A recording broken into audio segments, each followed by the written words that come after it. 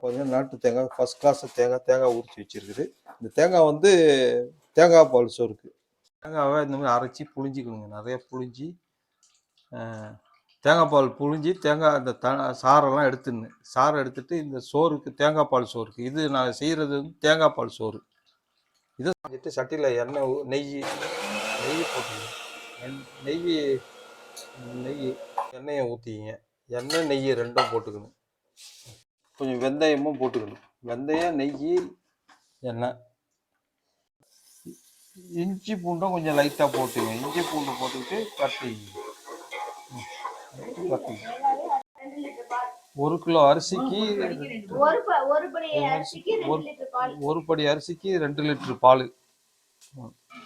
அது நுரைச்சிக்கிட்டு வருவாங்க. நுரைச்சிக்கிட்டு மேலே வர்றப்ப அப்போ அரிசி போடணும். அரிசி களைஞ்சி வச்ச அரிசியை தேங்காய் பால் சோறத்துக்கு போட்டுருணும். அரிசி போட்டு எல்லாம் ரெடி ஆயிடுச்சு. சோறு அந்த இதில் தம் போட்டாச்சு. எப்படி இந்த சோறு வந்துடுச்சு. சோறு தம் போட்டு கொஞ்சம் நேரத்தில் தம் போட்டால் அப்படி